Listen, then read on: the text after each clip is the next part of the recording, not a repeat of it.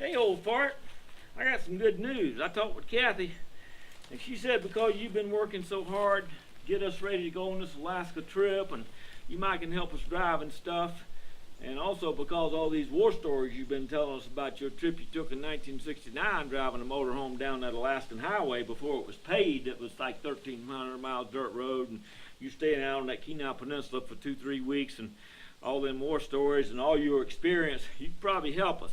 You know, the only thing is, Kathy says that you might have to stay out, sleep out overnight in the bays, one of the bays with your sleeping bag, because she likes her privacy, and you know how it is. One of us wants to get up and go get a bottle of water out the refrigerator or something. We don't want nobody in our living room sleeping on the sofa, and you know, we like our privacy. And giving us a lot of tips.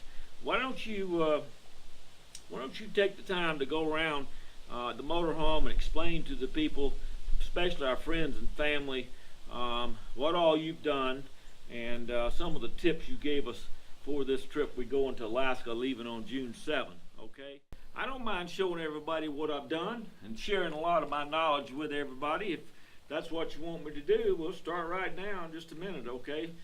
You gonna let me borrow that stupid GoPro of yours with that selfie stick on it to show everybody? I'll do that, but I don't really like nobody's around, so I guess it won't look so stupid for me walking around with that camera on the stick. So I guess I can handle that.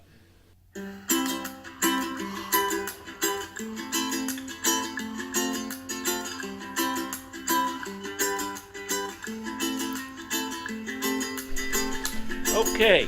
Well, I guess the first thing I need to do is start with one of the more important things. Make sure you don't get locked out of this here fancy motorhome. Let me see if I can get me a selfie here. I don't know how this is going to look, but at any rate, one of the important things is take a copy of your keys, get a copy made somewhere, and put them in a magnetic case so that, let me see if I can get in here. So that you know there's a secure place. Now I'm not going to show you where we got these hidden, but let me turn this here camera. Get these things out here. But it's just one of these here cases, and you put all these replica keys in here.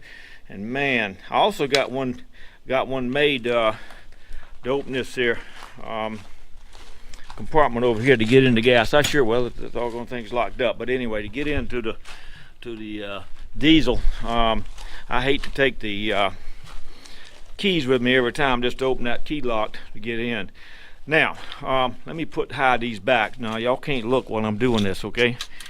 Alright, that's very important. But don't tell cousin Doofus and Kathy. The real reason I did that was to make sure I can get in and out of this motorhome at night. If they want to lock me out and I'm sleeping out in the bay or something, I got to get me something to drink. You know, old Doofus, he snores so loud I can tell when he goes to bed. So turn this thing here around. So not a problem for me, you know, getting these keys out and then opening the door and getting in. And hell, if the bugs get too bad, or if it starts raining or whatever, I got me a way to get in. Or if they go off and leave me, drive off and don't want me to go with them because they're going on one of them romantic dinners or something and they don't want me to go with them into town, then I can get in and out of this here motorhome. But they ain't thought about that, but that's okay. Just don't say anything to them, all right? Now, just working my way around, you know, Doofus and Kathy had a problem one time with the leveling jack sticking, and they called HWH, and they told them to check the fluid level, and also make sure that the springs were good on the jacks to bring them up and all that good stuff. I told them just to get a 2x4 or something, about an 8-foot 2x4, and stick it in the bay in case they needed to prop it up on something like a fulcrum and pry that level of jack back up. And I use this here step right here, which is the best way to do it. But anyway, old Doofus, he decides he's gonna check the oil on this levelers, and it's right underneath this step. I could show you, but there's a reservoir underneath this here step, and it's got a dipstick on it, and he gets under it and he says he checks it and he says it's a couple quarts low. Well, he says, let me put some hydraulic fluid in it. So he goes around to the tractor and he sees this can, and I brought the can over here. It says tractor hydraulic and transmission fluid, and he uses that to put in the leveling system and the slide out system. And then of course, unknown to him, we was using that, me and his son-in-law Daniel was using that can to put diesel in the tractor. So instead of him putting hydraulic fluid in the leveling jacks, he put a couple quarts of diesel in there. You know, you can't tell him nothing. He didn't even ask. Number one, he should have Googled, and you don't put diesel fluid in there. But number two, hydraulic fluid's the wrong thing. You're supposed to use power steering fluid. HWH has a special oil that they use. So I had to take and siphon all that out. Took overnight with the siphon, about 6 quarts. And I finally got it out and put the right kind of fluid in there and ran it up and down, and then I cleaned off all the jacks and put some special spray on there, even though HWH says use WD-40, but I put some other kind of stuff on there and it seemed to work okay now. So that was the first project I had. Now, I don't know how this selfie stick's gonna work, but you know, they asked me for my advice. Here they are planning this trip for the last couple of months, and they got a big long list of everything they're going to be taking. And I tell them, hey, you don't need to take all that stuff. You know, I know Kathy wants to take 10 pairs of shoes, and you want to take black tie outfits and all that stuff, but we going to Alaska. We're not going to go out there and do these white tablecloth dinners and all the stuff y'all used to. And you know, you can't tell them nothing. But anyway, they got them bays loaded up so much that if you tried to find something you'd have to stop on the side road. Hell, if I wanted to find a roll of electrical tape, we'd have to stop. I'd have to unload everything out the bays, and there'd be people stopping on the side of the road wanting to know if we having a yard sale or something. You know, that's kind of silly. And you know, they got to have changing the clothes every morning. Yeah, I told them, you know, where we going, you can wear the same, and that's what I do. I wear the same clothes for a week. All you got to do is turn your underwear around a couple times and your socks, and you know, you don't need all them clothes. You know, 3 or 4 sets of clothes, all you need. Something for the rain, something for the cold, and there ain't gonna be nobody looking at you except the bears. And so, at any rate, you know, they don't listen. But I'd say number one tip. Go ahead and pack up what you want, and then cut it down to about half of what you think you're gonna need, and you'll be all right. Okay, my next project that Kathy and cousin Doofus wanted me to do was hook up some lights. Now, I put all the inside lights, changed them out to LEDs, but Kathy was complaining she didn't have enough lights out here on this awning. So I ran these LED strips. Old Doofus was upset when I got up there with a drill and started drilling a hole in the side of his motorhome, but that's okay. I put one underneath it too. And I don't know whether you can see this real well, but it runs all the way down there. Now these things will change. You can change the colors, any color you want, red, orange. You can make them fluctuate like you're having a party out here. Anything. I told them we should get the multicolor because you know I like the ambiance, but I told them, man, we could put that, you know, these outside bug lights, they're orange. You can turn both of them, their things on orange color, and they'll keep all the bugs away. At least they'll help. And man, they bought into that really. But I installed, you know, Doofus wasn't much help, but on this bottom one, you should have seen him. He crawls down just to look underneath here. See how I put them under there, and I put them all the way down to the bottom, and then I had to use different kind of brackets to put those LEDs on the bottom there. Doofus gets down there, and of course he has to put, let me turn this thing here around, he has to put his knee pads on. You know, he's old and decrepit, and he puts his knee pads on and crawls down there, and and he gets down, he can't get back up.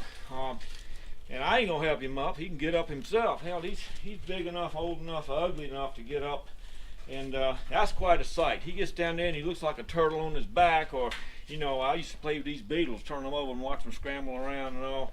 He finally turns around and he starts getting up, and he looks like, if you ever been to the zoo and seen a zebra, not a zebra, one of them giraffes that they get down to drink water, and he's all sprawled out there trying to get up. He looks like a giraffe, but all groaning and moaning, and you know, I just stand off and let him do it.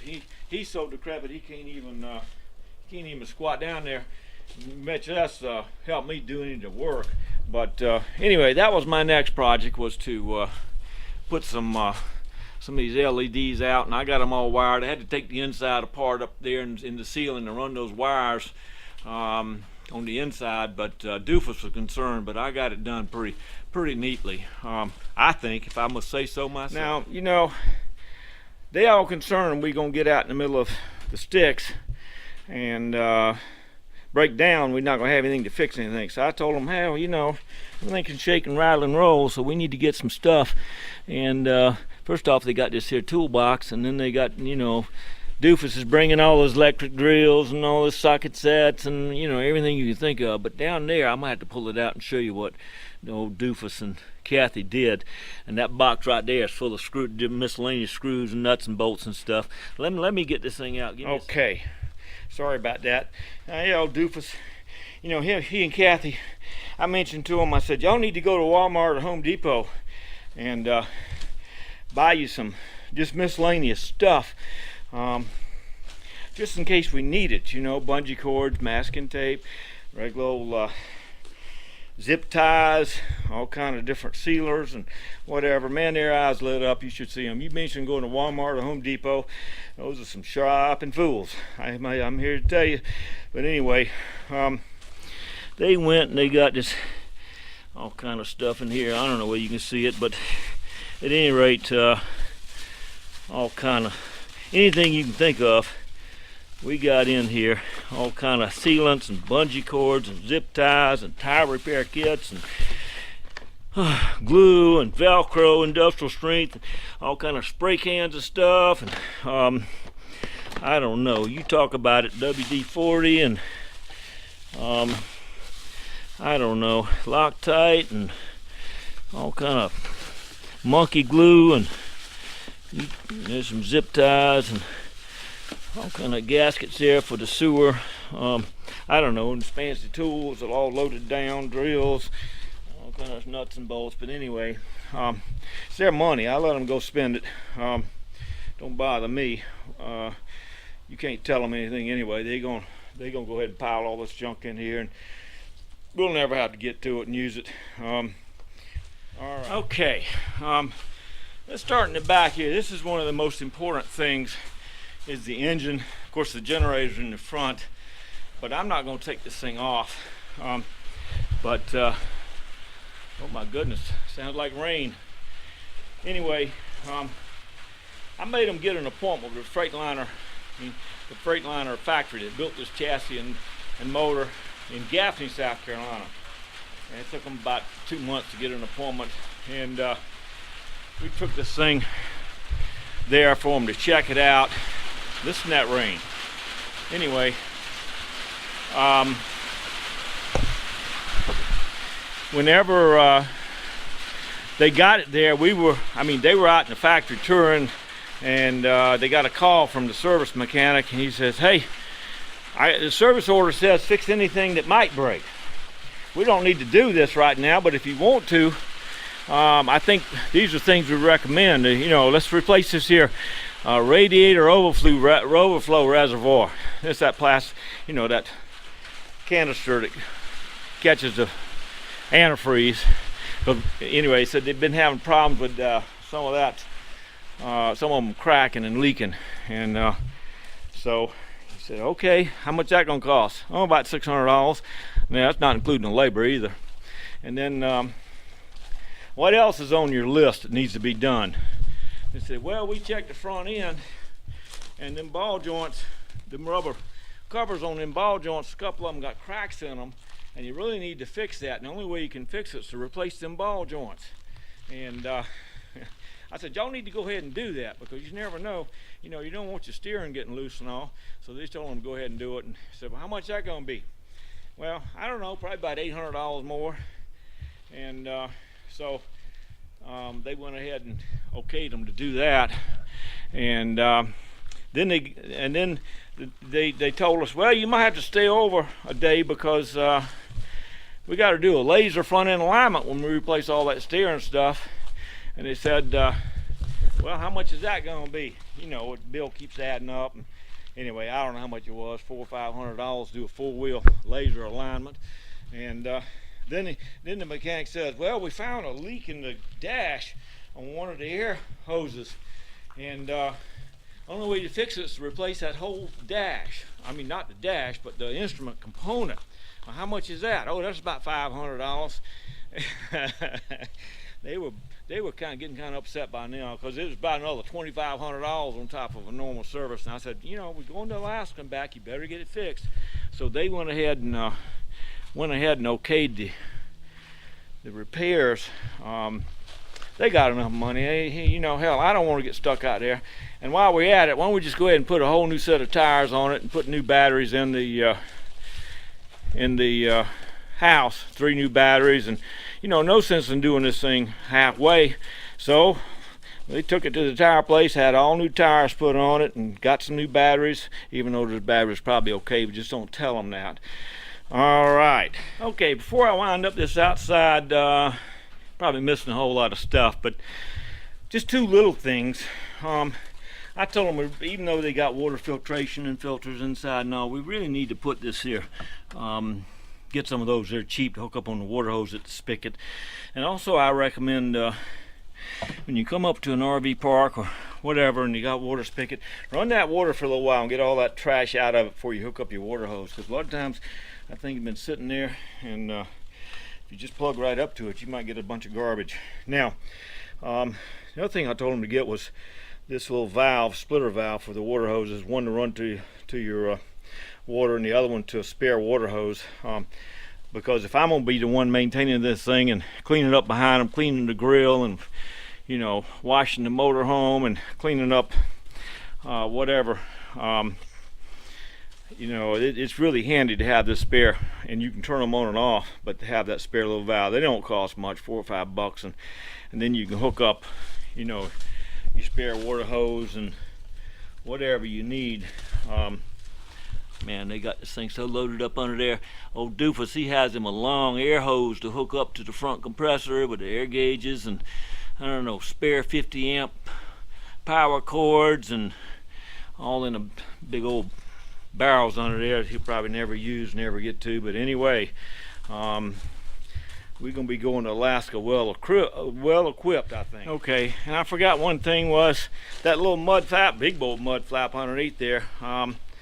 I took it off because it just, you get up them frost tees up in Alaska on them roads up and down, and they just kick rocks up. They don't really do what they're supposed to do, and you might be better off not having that thing on. So I took that sucker off. They didn't like it, but I said, you better off not having that on there. All right, pulling this Jeep. They can, I don't know whether they're gonna put something in front to protect these, the front end from rocks, headlights, and the windshield, but hell, we got no deductible coverage for windshields.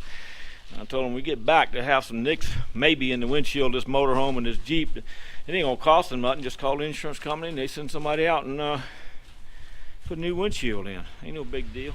Well, still raining. I was gonna get on top of this motorhome and show you how I installed this here fancy WeBoost cell phone antenna, but it's raining, so I don't know whether I'm gonna be able to pull this motorhome out and jump on the top. Actually, I can teleport up there. I'll show you that one day, how I can do that. Old Doofus don't know how, but I snap my fingers and I'm up there. He can't crawl up there. He gets too dizzy. But anyway, I had to drill a hole in the front to run the wires down from the antenna, and I'll show you how it's hooked up inside. They claim 32 times better cell phone coverage, but I just don't know whether that's accurate or not. It does improve when we're out in the boonies dry camping or whatever. At least they'll have cell phone. You know, Kathy, turn this thing here around. Kathy likes to stay in touch with her family. She gets homesick pretty easy, and I figured I was doing it for her more than anything else. You know, I got a brown nose every now and then. You know, Doofus and Kathy think they're going on one of these paradise tours. You know, it's fun and a lot of adventure, but you know, I spent time in Alaska out in the wilds, and I told them, I said, you know, the first thing you got to dispel this notion that it's all going to be hunky-dory and you in paradise every day with all these views. It might look pretty from the inside the motorhome, but man, you open that door and you might be swarmed with all kind of mosquitoes and bugs, and it's going to be raining a lot. And also you got to worry about the bears. They went right away and bought them 2 big cans of bear spray, and I don't know whether Doofus told me he was going to get an air horn, but you know, that's kind of silly. When I was in Alaska, old Gene, my friend that had the motorhome, he gave me a 44 Magnum. I carried that sucker on my, you know, that's the ultimate deterrent, I think, if you know how to shoot it. But at any rate, some pointers on mosquitoes and bears. Let's talk about mosquitoes first. You know, I don't have to worry about getting showers and putting on fancy deodorant and wearing all those fancy clothes and all that stuff. So I don't normally have to worry too much about mosquitoes. But old Doofus, he has to get him a shower every morning. He uses that real smelly soap and shampoo and puts on deodorant. I don't know whether he puts on aftershave. He's always got to put on that stuff for his joints that smells funny. And then he comes out, and them mosquitoes love him. I mean, they love all that sweet smelling stuff. You can't tell them nothing, no, because Kathy says, man, you smell good. And you know, he'll do anything to please Kathy.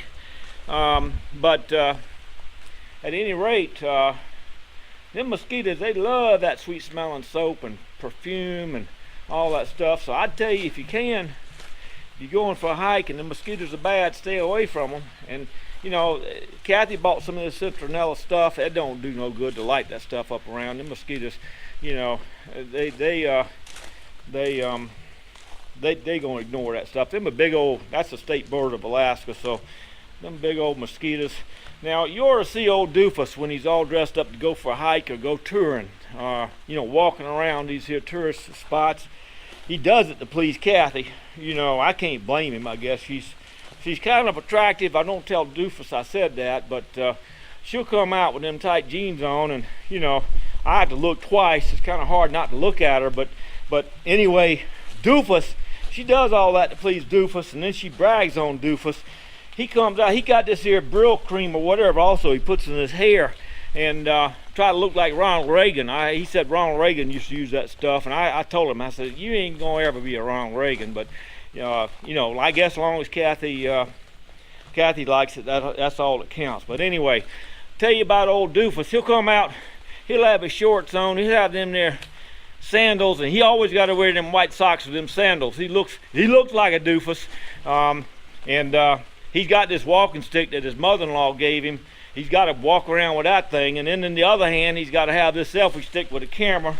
And he's got one of these here hats with the mosquito net on it, comes over his face, and plus he's smelling to high heaven. And you know, if we in a touristy spot, then I let him and Kathy go on ahead. I don't want to be associated with them. You see people coming down the trail towards you, and they walk off on the side. They look at him like he's crazy, but he don't know that. You can't tell him nothing.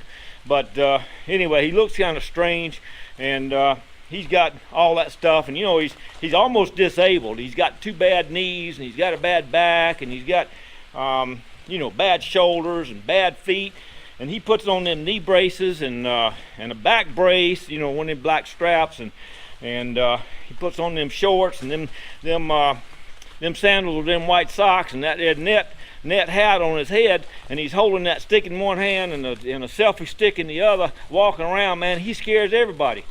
But good thing is, if they came up on a bear, of course he's got the sides, he's got the bear spray and the air horn on the other, and he's all equipped. They, you know, Kathy, you can't tell them nothing. They newbies, but anyway, good thing is he don't only scare all the other tourists and hikers. I think if he came up on a bear, that bear'd be scared to death. He'd be taking off running. They say you might be able to run away from a black bear, but don't try out running a brown bear, you know, because they pretty fast, and you don't scare them too much. But at any rate, you know, I'm back there, and it don't bother me too much, because you got this little disabled doofus. Even though, you know, I like him because he's related to me, but I don't have to worry about nothing outrunning no bear. All I got to do is outrun old doofus, and I think I can do that. So at any rate, I'll let him and the bear worry about what happens next. Okay, I guess I'm not going to be able to pull the motorhome out to show you my WeBoost antenna on the top of the motorhome. But, and I don't know whether you can see this very well, but I brought the cable down. That's the WeBoost unit right there. I don't know if I can turn that thing on or not. Let's see if it'll come on. Oh yeah.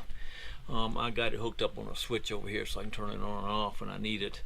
And that goes, I had to run, of course, that cable right there up and down and around. I had to take all this stuff out the top of the motorhome and get to it. Turn that back off.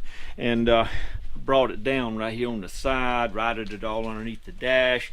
Brought the cable out right here. This is actually the WeBoost amplifier signal. I mean the antenna. So I brought it over here so Kathy could sit it there.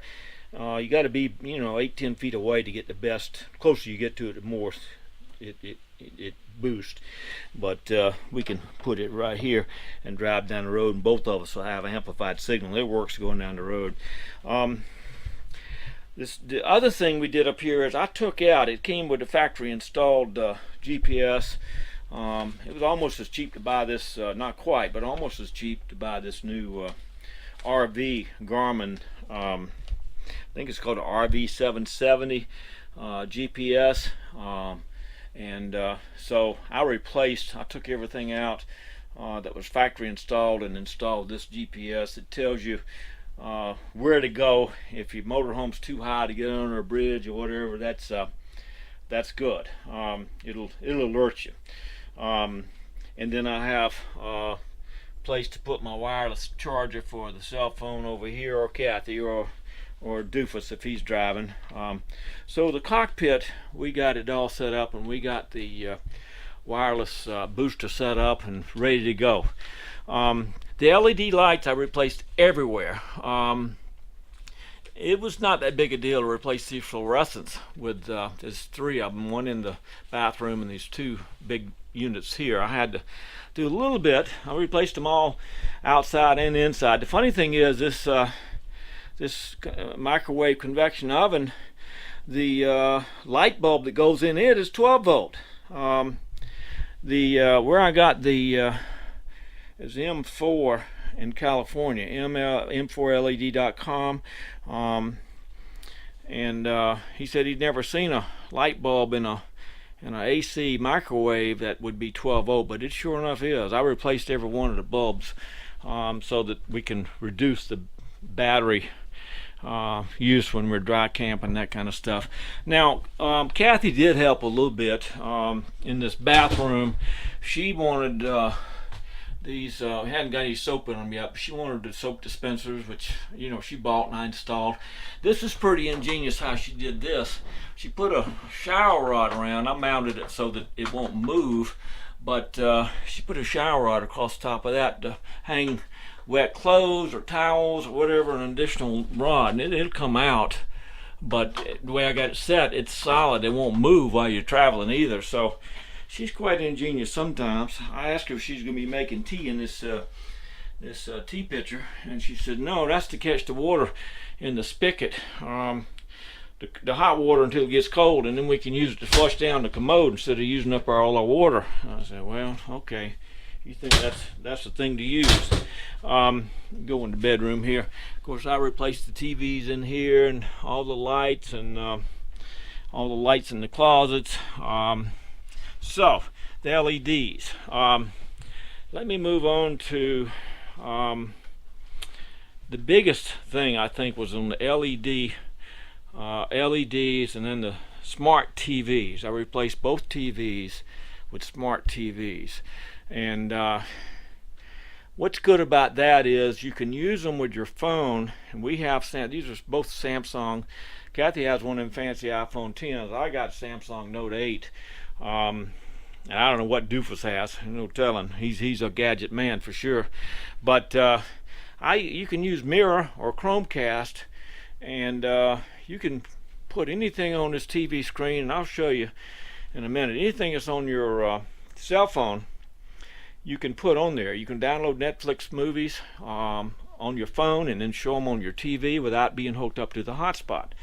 Hotspots are okay, but you generally, if you like Verizon, after 15 gigabytes, they start slowing your speed down. But for uploading YouTube videos, or for watching movies, or for live streaming TVs, just use the Chromecast or Mirror on your phone to your TV, and you don't even have to go through your hotspot. Now, let me get this TV booted up, and I'll show you how this thing works.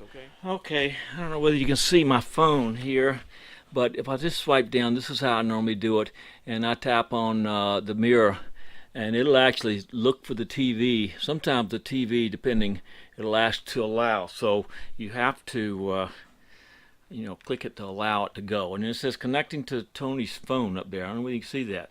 And then it's got an identical replica of my phone up there. Now, I can go anywhere on my phone.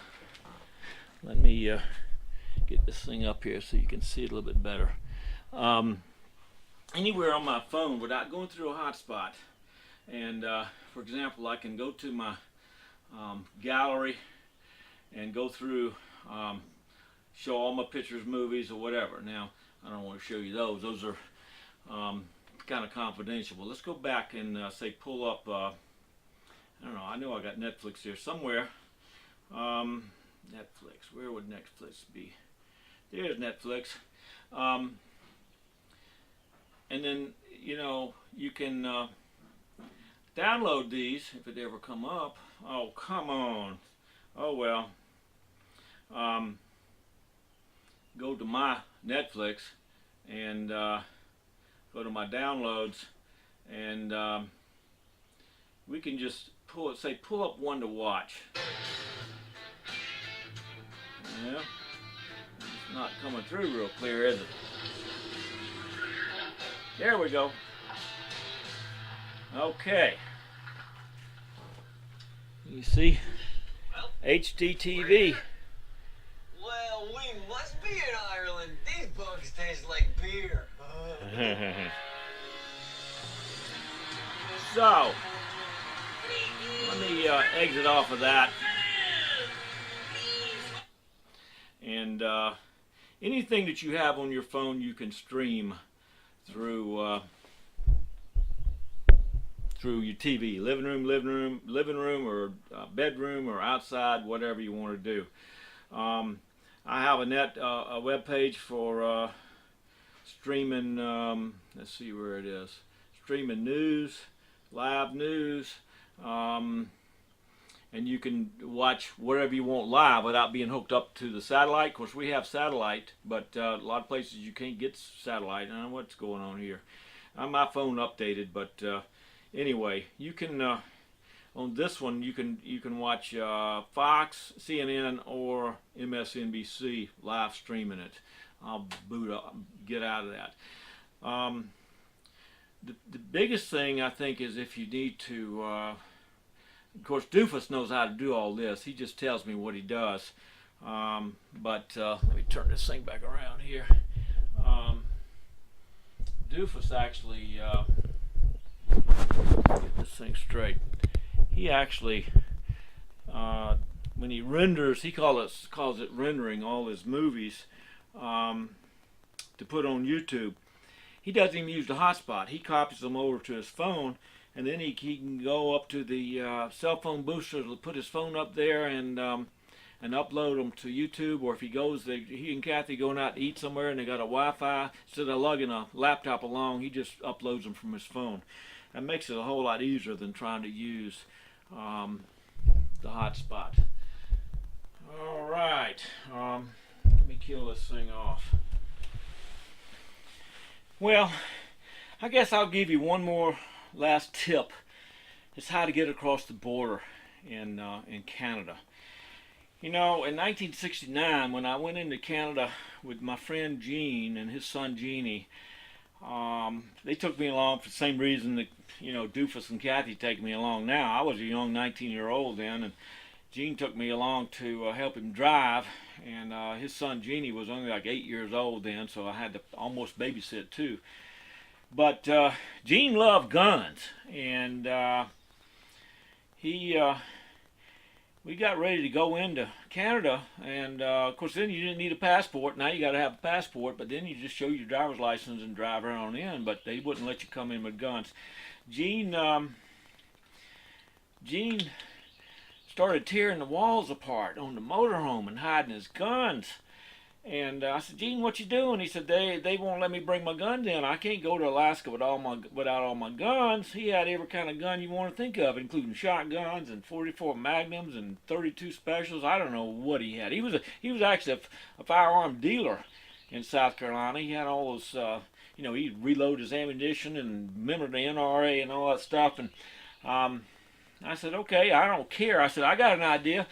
Why don't you put them all in a big bag and let's drop them down through the commode into the sewer holding tank. They won't find them there. But you know, he didn't like that idea at all. But Gene had a method to his madness, which was to set me up.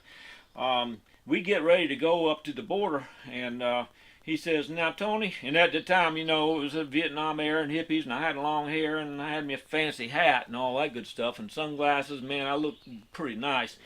He says, now you got to comb that hair back, take that hat off, and when you get up to the guard, take them sunglasses off now, and you look him straight in the eye, and you tell him if he asks you got any guns or anything, you tell him no. I said, Gene, you want me to lie for you? He said, yeah, it's no big deal. They won't do nothing to you. So you don't know anyway, do you? He said, I'm the one did it. And I said, well, whatever you want to say, Gene. So here I go driving up to the guard, and I get up to the guard, and I take my sunglasses off, and I'm looking over at him, and he comes up, and he says, let me see your driver's license, and he said, you got dog, and yeah, Gene had a damn boxer, and he had the papers for it, the boxer, and we give him all our ID, and little Jeannie, he had Gene, his dad was there with him, so we all okay, and then this guard looks at me, and he says, through the window, he says, I forgot what all he says you got any frozen vegetables, any citrus fruits, any narcotics, any other kind of drugs, any, I don't know, cigarettes, any wine, alcohol, and the last thing he says, and you got any guns? And I looked at him and kind of smiled, and I said, what you want? Gene was about to poop in his pants over there. The guard, I didn't know what he was going to say, but he went right along with it. He kind of chuckled and said, oh, okay, and they let us right on through. Gene didn't like that too much, but I said, set me up, I'll fix you. Anyway, my advice is to try to be courteous when you go through and honest, and probably shouldn't joke with them because I've been told they don't have a sense of humor anymore. All right, check you later.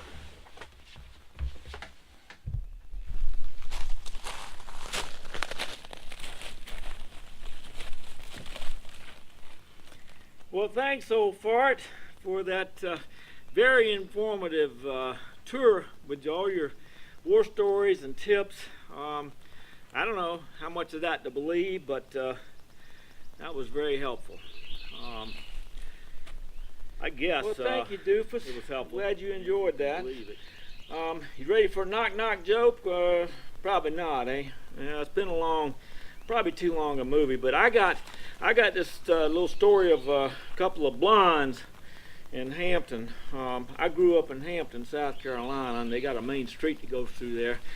On Saturday, it's pretty busy. It's got a town clock in the middle of it, and it's kind of a wide street. And it's kind of busy circling through there. And you know, it's a pretty small town, probably not 1,000 people live in the town. Everybody knows everybody. There was these two women. I don't know their names. I think one was Louise and the other one was probably Jane or Grace or whatever. And they walking down Main Street, one on one side, the other of the street, walking. And you know, Louise sees Jane on the other side of the street. Now you got to understand, this is back in the day, and they both look like Dolly Parton. They got their hair all fixed up blonde, and they go to. There's only one beauty parlor there, or whatever, and they go there for the social and have their hair all pooped up, and so they walking down Main Street, and I think it was Louise hollers over there to Jane and says, "Where you headed?" And she says, "I'm going right down here to the frock shop. I'm gonna look for some dresses and maybe a hat." And I guess the other one, whichever it was, Jane hollers back to her and says, "Man, this is a pretty busy street. How do you get to the other side of this street?" And then Louise hollers back and says, "You are on the other side of the street." Anyway, see y'all down the road, leaving about June 7th. That's what cousin Doofus and his beautiful wife Kathy's telling me. All right.